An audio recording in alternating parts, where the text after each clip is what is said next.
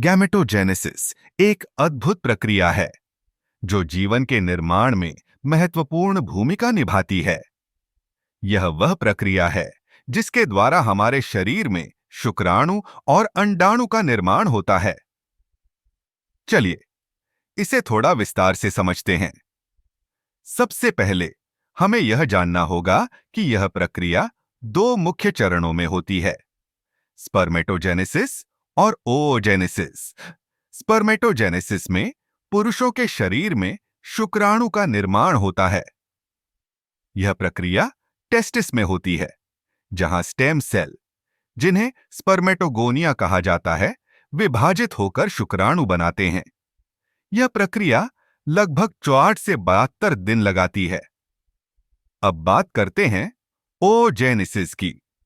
यह प्रक्रिया महिलाओं के अंडाशय में होती है, जहां अंडाणु का विकास होता है। इस प्रक्रिया में अंडाणु की प्रारंभिक कोशिकाएं, जिन्हें ओगोनिया कहा जाता है, विभाजित होकर अंडाणु बनाती हैं। यह प्रक्रिया जन्म से पहले शुरू होती है, लेकिन अंडाणु का पूर्ण विकास तब होता है जब महिला प्रजनन योग्य होती है।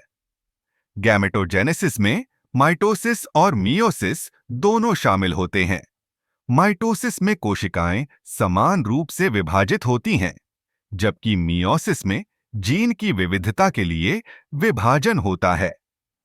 यह विविधता हमारे जीनों में भिन्नता लाती है, जो प्रजनन के लिए आवश्यक है। गैमेटोजेनेसिस का एक और दिलचस्प पहलू यह है कि यह हार्मोनों द्वारा नियंत्रित होती है। पुरुषों में टेस्टोस्टेरोन और महिलाओं में एस्ट्रोजन और प्रोजेस्टेरोन जैसे हार्मोन इस प्रक्रिया को प्रभावित करते हैं। ये हार्मोन न केवल गैमेटोजेनेसिस को नियंत्रित करते हैं, बल्कि यौन विकास और प्रजनन स्वास्थ्य में भी महत्वपूर्ण भूमिका निभाते हैं। इस प्रक्रिया का एक और महत्वपूर्ण पहलू यह है कि यह न केवल प्रजनन के लिए आवश्यक है, बल्कि यह जैविक विविधता को भी बढ़ावा देता है।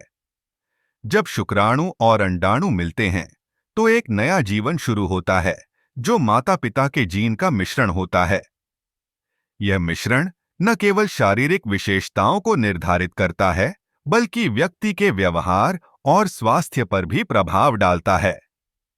गैमेटोजेनेसिस का अध्ययन न केवल हमें प्रजनन के विज्ञान को समझने में मदद करता है, बल्कि यह हमें आनुवंशिकी, विकासात्मक जीव विज्ञान और चिकित्सा में भी नई संभावनाएं प्रदान करता है। यह प्रक्रिया जीवन के मूलभूत पहलुओं में से एक है, जो हमें यह समझने में मदद करती है कि हम कैसे बनते हैं और हमारे जीवन की शुरुआत कैसे होती है।